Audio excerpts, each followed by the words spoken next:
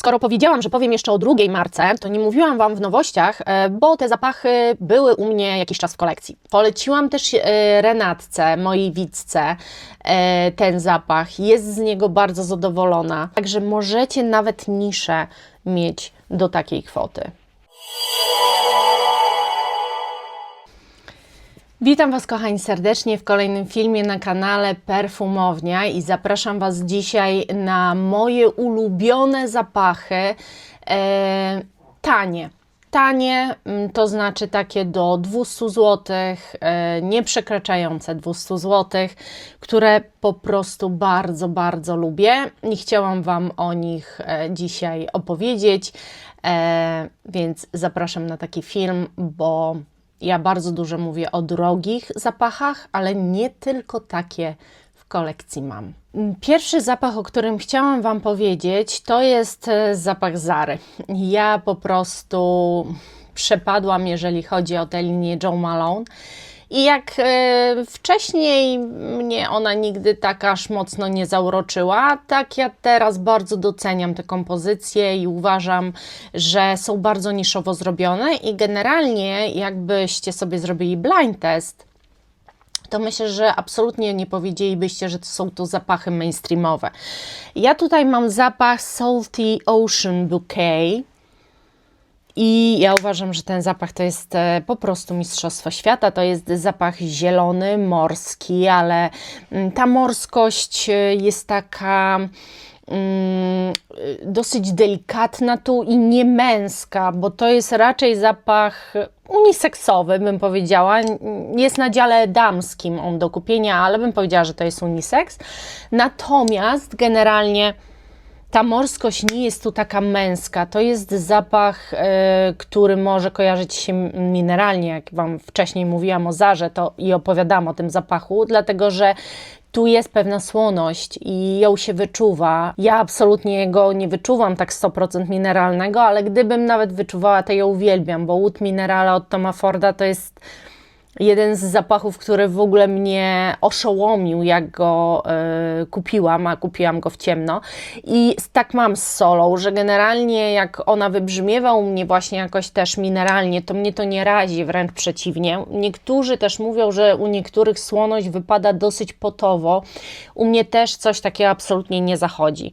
Ja muszę Wam powiedzieć, że ten zapach jest po prostu zrobiony wybitnie, bo nawet ta zieloność, ona jest tylko jakąś taką subtelnością, jest czymś takim zwiewnym, to jest zapach bardzo letni, bardzo też pozytywnie, wbrew pozorom nastrajający. Tu nie czuć żadnej owocowości, ale jest to coś tak pozytywnego i tak dobrze noszącego się, że ja po prostu uwielbiam ten zapach. No i kupicie go do 200 zł, to zdecydowanie. Skoro o Zarze mowa, to idźmy tą drogą dalej, bo moim też ulubieńcem stał się nowy zakup stosunkowo, Ebony Wood, też z tej linii z Jo Malone. No i właśnie mówiłam Wam, że to jest bardzo podobny zapach, kiedy mówiłam o nowościach mojej kolekcji, do tego zapachu Caroliny Herrera Mystery Tobacco. Tyle, że w Mystery Tobacco jest silna wanilia. Tutaj wanilii mam wrażenie, że aż tak nie ma. Natomiast jest zdecydowanie tytoń. Ja go wyczuwam. On jest taki dosyć owocowy, ale początek jest tak zaskakujący. To jest cudowny zapach, bo ten początek, który wydaje się, o świeżynka, taki cudowny, świeży zapach, a później przeradza się w coś cięższego, takiego nie mroczniejszego, ale takiego zimowego po prostu, bo Carolina Herrera Mystery Tobacco też zdecydowanie jest zimowym zapachem. Także ta kompozycja Ebony Wood, nie wiem dlaczego nie była w tej dziesiątce, bo to robiłam Wam dziesiątkę chyba, tak? Najpiękniejszych, najpopularniejszych zapachów z Zary, używanych przez użytkowników i tego Ebony Wood nie było, ale wypisałyście mi w komentarzach cały czas Ebony Wood, jak mogło nie być? Z jakiegoś powodu nie było, być może też dlatego, że Ebony Wood też długo nie był dostępny, on teraz wrócił, ale bardzo długo nie można było w ogóle go kupić. Ja wiem, że na grupach poszukiwano, odkupowano od innych osób. To jest wersja Elixir. Ja pamiętam tę podstawową wersję Ebony Wood. ona troszeczkę się różniła, słuchajcie. Czy była fajniejsza od tej? Ta jest równie piękna, mocna, parametrowo super. Także tamta miała swój urok, troszeczkę inaczej brzmiała, mam wrażenie. Natomiast ten jest tu moc i naprawdę nosi się ten zapach wyśmienicie. Tak, jeżeli chodzi o Zarę, to nie jest koniec, bo moim jeszcze ulubionym z tych wszystkich, które mam, jest zdecydowanie Cocoa Sunset. Ja nie wiem, słuchajcie, ja go noszę i ja ten zapach noszę i czuję się w nim, jakbym nosiła drogie perfumy, jakbym nosiła naprawdę coś takiego luksusowego. On brzmi genialnie. To jest właśnie bardziej taki... To nie jest zapach gourmandowy dla mnie w takim prostym wydźwięku, tylko właśnie bardziej takie perfumy słoneczne, zachodzącego słońca, wieczorne, jakieś takie z taką, no jest tu jakiś taki wydźwięk właśnie tej aury zachodzącego słońca. Świetnie oddany zapach, moim zdaniem w ogóle naprawdę genialnie się go nosi. Genialnie mi się nosi wszystkie zapachy Zary. Wszystkie, które były w tej dziesiątce, wszystkie, które mam w kolekcji, wszystkie, które miałam i zużyłam. Wiecie, tu nie ma takiego dylematu, że a nie zużyję, bo nie wiem, bo drogi, jak czasami mam coś takiego. Próbuję to z siebie wyplewić, ale to nie jest takie proste. A tu nie mam, nosi mi się je genialnie i nie mam takiego zgrzytu, że Boże, to już końcówka, tylko zużywam do oporu i jest mi z tym dobrze. To są w ogóle takie zapachy na co dzień do noszenia. Naprawdę, jeżeli miałabym komuś polecić fajne zapachy w bardzo dobrych cenach, to Zara, ale nie tylko. Będzie jeszcze druga marka, o której zaraz Wam powiem, właśnie po tej, też odzieżowa. Także ja uwielbiam ten zapach, jest po prostu zrobiony świetnie. Skoro powiedziałam, że powiem jeszcze o drugiej marce, to nie mówiłam Wam w nowościach, bo te zapachy były u mnie jakiś czas w kolekcji. Wiecie, robiąc jakieś tematyczne filmy, często po prostu one mi gdzieś tam nie pasowały w jakimś stopniu i tak dalej, więc o nich nie mówiłam. Ale to są przewspaniałe zapachy. Jednym z nich, o którym Wam powiem, a chodzi o markę Mango. Marka Mango też ma linię perfum i możecie online nie kupić, ale też możecie na miejscu w Mango normalnie powąchać. I ja powąchałam Hedonizm Intense i przepadłam. A dlaczego przepadłam? Dlatego, że to jest mój tańszy zamiennik Aurory Parfum, ponieważ to pachnie tym jaśminem właśnie, który jest w Aurorze. To jest jaśmin zielony, to jest w ogóle jaśmin sambac. Początek jest w ogóle bardzo ekscytujący i totalnie nie spodziewacie się, że tam będzie jaśmin w tym zapachu, ale kiedy już jaśmin dochodzi do głosu, to jest ten jaśmin zielony, dojrzewający i wieczorową porą, kiedy zaczyna jakby skrzyć wręcz i ten aromat swój uwalniać, ale nie tylko z kwiatu, ale też z tych liści. To jest jakby cały krzak jaśminu jest tutaj zamknięty. I wydaje mi się, że ta odmiana jaśmin sambac, to jest, możemy się spodziewać, że to nie będzie ten jaśmin alienowski, taki gęsty i mocny, aż taki przejrzały, tylko właśnie coś bardziej świeżego, bo ten zapach jest stosunkowo jak na jaśminowy zapach właśnie taki lżejszy. Ale w swoim wydźwięku ma coś wieczorowego, właśnie tak jak w Aurorze. I to jest taki zapach, który no, mogę na siebie wylewać ile chcę, bez wyrzutów sumienia. Przepiękna kompozycja i w ogóle nie jedyna w Mango, która jest taka ładna, ponieważ ja przewąchałam kilka i tak naprawdę spodobały mi się wszystkie, ale większość wiecie, jakby znam już to skądś, a tu było to porównanie do Aurory, gdzie jakaś Aurora mi się wydaje, że jak po nią sięgam, to jest to coś wyjątkowego, bo ten zapach naprawdę coś takiego w sobie mam, a to mogę nosić na co dzień, dlatego się zdecydowałam. Mam jeszcze drugi zapach z mango i to jest już inna flaszka. Zapach się nazywa Tonka Royal. Ubóstwiam. Jezu, ubóstwiam ten zapach. To jest dla mnie tonka, a wanilia bardzo, bardzo silnie podobnie brzmią i dla mnie równie dobrze mogłaby to być nazwa Vanilla Royal albo nazwa D1 od Dolce & Gabbana. Nie, to nie są takie same zapachy, ani nie są nawet do siebie podobne, ale podanie tej tonki jest bardzo, bardzo sensualne, takie, które mi się kojarzy z taką sensualnością, jaka jest w D1 od Dolce & Gabbana. Ja Wam powiem, że on jest bardzo pociągającym zapachem. Uwielbiam, czuję się w nim ekstremalnie dobrze. Jest to rodzaj zapachu, po który ja lubię sięgać nawet latem. Świetnie zrobiony. W ogóle naprawdę, no nie czujecie tu takiej próby robienia zapachów, wiecie, takiego, że po prostu, kupcie sobie, żeby pachnieć czymkolwiek. Naprawdę czujecie, że jest to fajnie zrobione, że jest tu jakiś zamysł. Troszkę się ten zapach zmienia, jakoś tak się fajnie układa na ciele. Potrzebuje Waszej skóry, żeby tak pięknie brzmieć. Wiecie, po prostu naprawdę te zapachy, o których Wam mówię, Zara i Mango, uważam, że jeżeli chcecie coś budżetowego, to jak najbardziej idźcie w te marki. Znajdziecie tam świetne zapachy o bardzo dobrych parametrach i będziecie czuć, albo inni nie będą czuć, że jest to po prostu jakiś taki totalnie tani za 50 zł zapach, bo one są genialnie zrobione. Nie mogę nie wspomnieć o tym zapachu, bo nadal ja po prostu ubóstwiam go. Paris Corner Frenetic Emir, zapach się nazywa Tobacco Honey.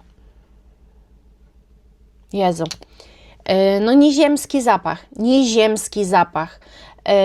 Jest tytoniowy, jest też dosyć suchy, jest być może z jakąś słodyczą tego miodu, ale teraz, na przykład o tej porze, ten miód jest suchy, kiedy jest znowu chłodno, on jest taki słodszy, bardziej otulający, to jest bardziej gęsty wtedy zapach. Teraz no po prostu brzmi bardziej sucho i jeszcze bardziej mi się on podoba. Świetny Arab, który jest naprawdę zrobiony genialnie. I jeżeli mnie oglądacie, a jeżeli nie, witam wszystkich nowych widzów. Do wszystkich nowych widzów. Ja nie jestem ogromną fanką Arabów, z mało którym w ogóle się lubię. Jeżeli Wam tu mówię o zapachach arabskich, to dlatego, że nie ma w nich arabskości, czyli nie ma w nich tych nut, które są takie dziwne i przeszkadzające, które gdzieś skręcają. Jeżeli takiego Araba Wam pokazuję, to możecie być pewni, że ja tam żadnej arabskości nie czuję, tylko go oceniam jako zapach, który jest bardzo dobrze zrobiony. I taki jest właśnie ten zapach. Pokochałam bardzo i naprawdę świetnie mi się go nosi. Poleciłam też Renatce, mojej widzce, ten zapach. Jest z niego bardzo zadowolona. Poszukiwała czegoś troszkę ze sznytem właśnie jakiejś takiej męskości. Nie taki turbo, na pewno damski zapach. Poleciłam jej to, bo koniecznie chciała coś tańszego i właśnie z mainstreamu. I powiem Wam, że ja ubóstwiam ten zapach i polecam go serdecznie właśnie osobom, które poszukują w mainstreamie taniego z genialnymi, globalnymi parametrami zapachu, ale który nie będzie oczywisty. A takim nieoczywistym zapachem jest właśnie Fiamma od Ferragamo. I z jednej strony on jest kobiecy, ale z drugiej strony on troszkę pachnie jak właśnie torebki od Ferragamo. To znaczy, czuć jakąś taką pewną tkaninowość, tylko żebyście mnie nie zrozumieli źle. Tu są podane pewne nuty, które troszeczkę skręcają w tę stronę męską, ale tak na tyle delikatnie, że nadal czujecie się w nim bardzo kobieco, ale jednak jest jakieś przełamanie. To jest zapach i świeży, ale jednocześnie dosyć esencjonalny i dosyć sensualny też bym powiedziała. Jest tu jakaś tkaninowość, nie da się ukryć. Ten zapach miał być wzorowany na torebkach Ferragamo. I ja tutaj nie wiem, czy jestem zasugerowana, czy faktycznie, ale tak, delikatnie czuję, jakby to mogło być wnętrze jakiejś nowej torebki. Czuję pewien taki niuans. One się noszą genialnie, są dosyć ogoniaste i bardzo, bardzo długotrwałe. Genialny uważam, że zapach to jest stosunkowo nowy wypust, bo chyba z tamtego roku, jak się nie mylę, ale jest naprawdę genialnie zrobiony. Jak widzicie, no już pół butelki nie ma. Ja go miałam teraz na maj i używało mi się go po prostu genialnie. Ja naprawdę uwielbiam ten zapach. Ten zapach można uznać, że za moje odkrycie number 2, dlatego że ja już w tamtym roku Wam mówiłam o tym zapachu, ale ja naprawdę bardzo go polubiłam, z tym, że chyba teraz to już w ogóle go pokochałam. I mam na myśli One od Jennifer Lopez. To jest tani zapach i ja go na początku wcale tak nie odbierałam, jak go odbieram teraz, bo on ma nuty skórzane w sobie i ja nigdy nie mogłam, mój nos nie mógł wyczuć tej skórzaności. Natomiast powiem Wam szczerze, że teraz jak go ubierałam, to ta skóra jest tak damska, przyjemna, taka też dosyć suchy zapach, jeżeli chodzi o wydźwięk tej skóry, ale Jezu, ile tu się w tym zapachu tak naprawdę dzieje. To jest zapach za grosze, a daje Wam wrażenie zapachu z wyższej półki. Nie przesadzałabym z niszowością akurat przy tym zapachu, ale naprawdę jest genialnie zrobiony i nie czuć też w nim mainstreamowości. Może nie nisza, takie aspirowanie do bycia niszowym zapachem, bo no w mainstreamie ciężko doszukać się tak fantastycznie podanej skóry. W ogóle wydaje mi się, że ja nie znam w mainstreamie zapachu, który w jakikolwiek sposób byłby skórzany. Z tym, że ja nie biorę pod uwagę Toma Forda. Dla mnie Tom Ford to jednak robi zapachy niszowe i ja jego nigdy nie biorę pod uwagę w takich aspektach, dlatego, że ja też nigdy tak tej marki nie odbierałam. Ale jeżeli weźmiemy taki mainstream, taką średnią półkę, a już w ogóle dolną, no bo tu mówimy o zapachach 200 zł, absolutnie nie znam drugiego takiego zapachu i uważam, że ten jest naprawdę genialny. Kolejnym takim zapachem, który tutaj nie boję się powiedzieć absolutnie tego zdania, że zapach za parę groszy od marki Reminiscence Lady Rem dosłownie jest zrobiony niszowo.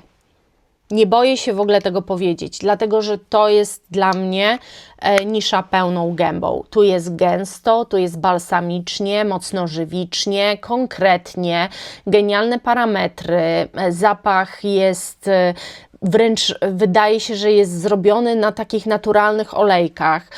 Ja już go niewiele mam, myślę, że niedługo pewnie go zużyję. Też możecie oczywiście go wypróbować nadal w sklepie. Jest naprawdę zrobiony genialnie. Będę o nim mówiła cały czas, póki będę go miała w kolekcji. Czy ja go odkupię? Nie wiem, jeszcze się zastanowię, ale na tyle, na ile on kosztuje i jakie on daje wrażenie i noszenia i tak dalej, jak jest genialnie zrobiony, to myślę, że tak, bo to jest taki zapach w mojej kolekcji, który daje mi aspekt niszowy za grosze i nie mam wyrzutów sumienia, że go używam. On troszeczkę coś ma, jakby taką bazę podobną do Gris Charnel. No naprawdę jest totalnie genialnie zrobiony i polecam Wam serdecznie. Moim zdaniem jest to unisex, Lady się nazywa, ale moim zdaniem panowie, będziecie się w nim czuć świetnie i to jest serio zapach za grosze. Jeżeli kochacie profil zapachowy, tak jak ja, takiej róży gourmandowej podanej z wanilią, z wydźwiękiem delikatnie wręcz tej wanilii czekoladowej, to serdecznie Wam polecam zapach Royal Rose od marki Asala Prime. Naprawdę To jest Mancera Rose Vanille. To jest też Zara Rose Gourmand. To jest ten profil zapachowy. Jest parametry, ma po prostu, ten profil zapachowy w ogóle ma parametry gigantyczne. Ja na początku, jak go otworzyłam, jak robiłam haul z perfumami i Wam go pokazywałam i go otworzyłam, to miałam takie, że coś bakaratowego tu czuję. I słuchajcie, dlaczego? Dlatego, że ja nie wiem, czy tu jest, ale podejrzewam, że musi tu być ambroxan, bo że ten profil zapachowy, w ogóle róża z wanilią, taka bardziej właśnie gourmandowo trochę podana, że one, te wszystkie zapachy, podejrzewam, że Mancera też, leżą na jakimś ambroxanie albo czymś i dlatego też delikatnie nas to zmyla, że to jest coś bakaratowego, ale nie, to jest po prostu tylko ta baza, która daje bardzo, bardzo dużą trwałość i ogromną projekcję, bo zapach się ciągnie ogonem i to ogromnym. I w takich zapachach, mocarzach też Wam właśnie o nim mówiłam. Uwielbiam i naprawdę kupicie go, nie wiem, chyba 160 zł, może nawet gdzieś kupicie taniej. Ja go kupiłam w promocji, pamiętam, że za 133 bodajże, także naprawdę 100 ml tak genialnego zapachu macie w tej butelczynie, więc polecam serdecznie. No i wzięłam sobie tutaj, żeby Wam pokazać 3 zapachy Aniki, takie, które najbardziej z tej szóstki, to jest w ogóle marka Eight Bob. Anik to jest cała linia w marce Eight Bob niszowej i tak, możecie mieć niszę też do 200 zł. Te zapachy, ja w ogóle zapłaciłam za jeden taki zapach, mi wyszedł 80 zł, 30 ml tu jest, natomiast spokojnie za 100 parę złotych kupicie i to Wam wystarczy na długo, dlatego że one mają genialną trwałość i to są zapachy niszowe. To znaczy, że to są zapachy niby proste do noszenia, ale czuć tutaj niszowość w sensie składników i w sensie kompozycji. I powiem Wam, że te 3 ubóstwiam najbardziej. To jest piwoniowy letniak. To jest, słuchajcie, zapach drzewno-orzechowy. Przewspaniale zrobiony, jest zrobiony po prostu prześlicznie, dlatego że on nie jest taki jednostajny, jak Wam się może wydawać, drzewno-orzechowy, ale jest tu jeszcze jakaś owocowość, która po prostu jakby balansuje tę drzewność i orzechowość i to nie jest ani wydźwięk mleczny przez to, ani wydźwięk jakiś taki gourmandowy, tylko to wszystko jest normalnie zapach, jest po prostu... No, to jest, te 2 w ogóle moi faworyci, te 3 to są moi faworyci z tej szóstki i ten 5 to jest zapach po prostu waniliowy, ale to jest taka wanilia, którą ja ubóstwiam, podana właśnie niszowo. Ja ostatnio lubuję się w wanilii podanej niszowo. Ona nie jest, słuchajcie, wcale wtedy ani spożywcza, żadna gourmandowa, to jest taki zapach... bardzo elegancki, wybitnie elegancki, niesamowicie pachnie to na Was, to ewoluuje, też się trochę zmienia, jest troszkę słodziej, czasami bardziej wytrawnie, wręcz pudrowo, dymnie. Tu się dużo dzieje, są naprawdę zapachy niszowe, które się zmieniają i które dają niesamowite parametry, jeżeli chodzi o trwałość, bo to nie są zapachy projektujące, za naprawdę niewielkie pieniądze. Także możecie nawet niszę mieć do takiej kwoty. A jeżeli mówimy już o niszy, to nie wiem, czy się ze mną zgodzicie, ale uważam, że Stowbone też jest, L'Atelier Stowbone też jest marką niszową. Buteleczki są świetne. Przetestowałam też od Joli zapachy Stowbone i uważam, że jeżeli nie macie dużego budżetu, to zainteresujcie się tą marką. Ja mam zapach, słuchajcie, Cacao et Fleur d'Orange, czyli kakao z kwiatem pomarańczy. I na początku też wydawało mi się, tu jakieś nuty bakaratowe. Nie, to na mnie brzmi jak kwiat pomarańczy z kakałem i to jest coś cudownego. Jak ja to nosiłam, to się czułam naprawdę, jakbym miała zapach za co najmniej 500-600 zł. Taki mają wydźwięk. Zmieniają się, mają świetne parametry. Te kompozycje są dosyć zaskakujące, słuchajcie, trzeba je nosić w różną porę, badać, każde perfumy trzeba, ale one są zaskakujące, potrafią być kameleonami, zmieniać się. Zapach jest naprawdę świetny i uważam, że jeżeli nie macie dużego budżetu, to właśnie taką butelczynę 30 ml to do 100 zł albo 100 parę złotych kupicie, ale do 200 zł znajdziecie, gwarantuję, nawet 100 ml flaszki. One bardzo często są w promocjach i na makeup.pl są świetne ceny tej marki. Ja przetestowałam kilka zapachów dzięki Joli, ale też miałam dwie perfumetki, które poszły na Wasze rozlewnie i wszystkie były genialne. Naprawdę te wszystkie zapachy są po prostu genialne tej marki. Wszystko, co przetestowałam, nie było żadnego rozczarowania i myślę, że w kolekcji będę miała więcej zapachów tej marki, bo też te butelki są laboratoryjne, ale to ma swój urok. Jeżeli z kolei lubicie zielono-kwieciste zapachy, a ja takie ubóstwiam ostatnio. W ogóle to są takie bardzo turbowesołe wręcz zapachy dla mnie. I takim też zapachem jest Beria Morada od Bordeaux. Świetny zapach. Świetny. On ma w sobie tyle skrzenia, tyle radości. Tu jest zieloność, ale są też takie pozytywne, fajne kwiaty wiosenne. Świetnie się go nosi. On nie projektuje, ale jest bardzo długotrwały.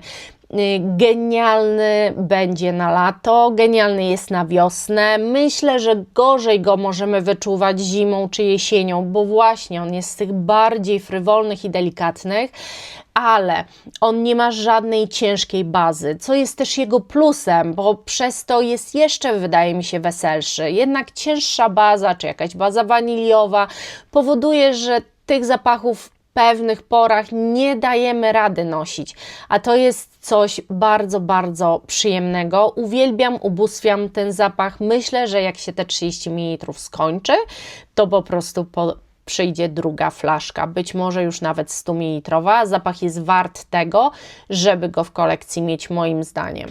To jest zapach, który mnie totalnie zaskoczył, kiedy w tamtym roku robiłam nowości perfumowe i w ogóle kupiłam go nawet w ciemno i totalnie mnie zaskoczył, a mianowicie Coach Gold od Coach.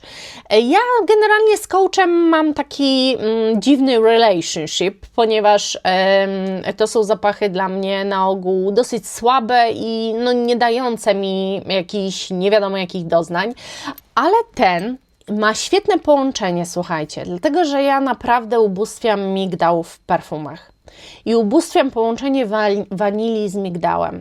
Nie wiem, robi mi się ciepło na sercu, a najbardziej okazuje się, że ubóstwiam, kiedy ten migdał z tą wanilią jest w takim otoczeniu owoców.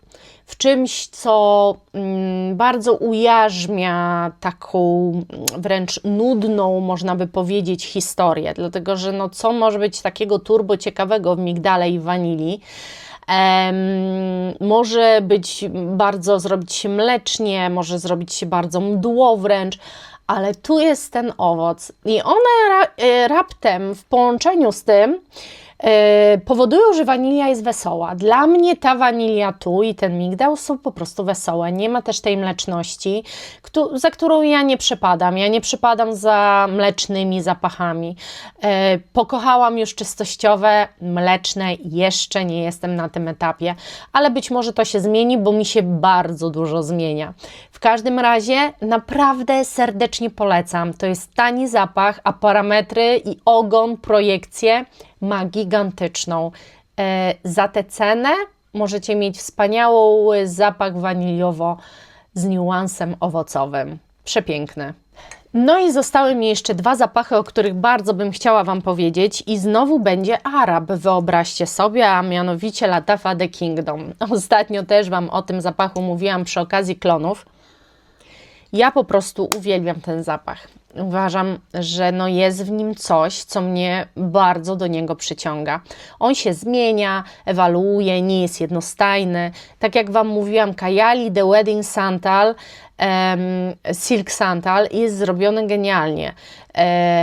Natomiast ten, przez to, że on ma coś jakby trochę więcej, lepiej go wyczuwam na sobie niż tamten. Tamten mam wrażenie, że jest tylko taką woalką i okej, ja takie też zapachy kocham i takie też zapachy mam i uwielbiam w zapachach czasami subtelność i tamten kocham za to, ale kiedy nie mam ochoty na subtelność, to właśnie The Kingdom to jest tamten zapach, ale jednak troszeczkę lepiej, dużo lepiej, powiem tak, wyczuwalny przez mój nos na mnie, a ja czasami chcę otulić się tak piękną wonią. Co jest cudownego w tym zapachu, to że stricte bazą, która jest bardzo silnie wyczuwalna, jest moje ukochane drzewo sandałowe i ono jest takie kremowe.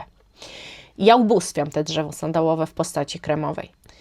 I na tym wszystkim siedzi przepiękna piwonia, bo początek jest gruszkowy, ale ta gruszka później mi ginie. Natomiast mam wrażenie, że ta piwonia cały czas robi tu dobrą robotę. Wraz zdecydowanie z jakąś tonką albo wanilią połączona z zielonym jaśminem. Nie z jaśminem alienowskim, tylko właśnie z takim zielonym jaśminem. Niesamowicie piękna kompozycja. Naprawdę uwierzcie mi, że jeżeli ja Wam polecam zapach arabski, to dlatego, że kocham go i uwielbiam go nosić i jest on totalnie noszalny i nie czuję w nim nic absolutnie denerwującego. Ale uprzedzam, jest to Arab. I być może Wasz nos będzie na coś uwrażliwiony, bo jedna z Was chyba napisała, że tego zapachu nie da rady nosić, ale może to nie być kwestia tego zapachu. Może to być kwestia połączenia może nut, bo naprawdę tu nie ma nic z tych takich dziwnych, ciężkich, arabskich nut orientalnych. Moim zdaniem zapach genialny. I ostatni zapach, w którym się zakochałam i naprawdę powiem Wam, że opowiadałam Wam w ostatnim filmie o nim, ale nie mogę nie powiedzieć, bo gdybym mogła, to bym się od niego chyba nie odklejała. Po Emilien Premier Dance. Ja już Wam o tym zapachu opowiadałam. Mówiłam Wam, że to jest tak intrygujące i tak niewiarygodne połączenie nut i tego, jak on wspaniale utrzymuje balans. Dlatego, że tu jest ta gorycz gorzkiej pomarańczy, tak się rozpoczyna, ale ona jest zbalansowana jagodą. Następnie, czyli już nie jest taka gorzka, tylko to jest tak w punkt gorzkie, bym powiedziała.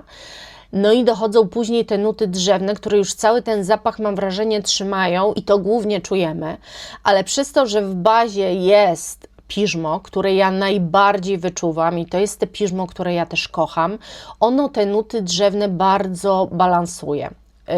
Generalnie, jak słyszycie nuty drzewne, moglibyście pomyśleć, że jest to zapach bardzo męski, silnie męski, albo jakiś balsamiczny, żywiczny być może też gdzieś, bo do takich nut drzewnych fajnie też, wiecie, pasuje taka cięższa baza, a tu jest właśnie tak jakby to odwrócone, czyli te nuty drzewne są w sercu, ale ta baza jest bardzo puchata i miękka i przez to te nuty drzewne wcale nie są męskie. Moim zdaniem odrobinę zapach jednak skręca w stronę damską.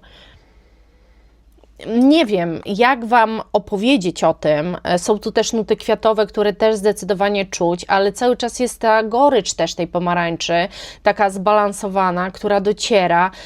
Tu się nie dzieje dużo, tu się dzieje odpowiednio, tu się dzieje tak, żeby Wam było miło i dobrze, tu się dzieje tak, żeby zapach trwał z Wami, był cały czas, ale też nie przytłaczał Was.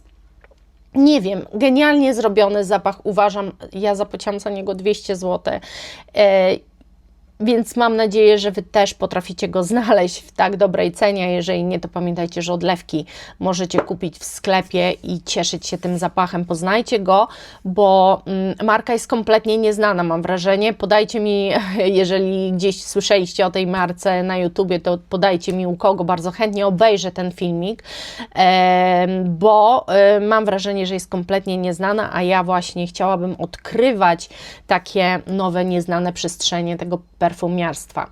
Mam nadzieję, że się nie zanudziliście. No nie, powiedzcie, że nie. To są moi ulubieńcy. To są zapachy naprawdę, po które bardzo chętnie sięgam. Chętnie, no bo nie są drogie, więc można zużyć i kupić kolejne. Dużo łatwiej niż przy takich zapachach za 1000 zł. To zdecydowanie. Buziaczki, kochani. Do następnego. Pa, pa!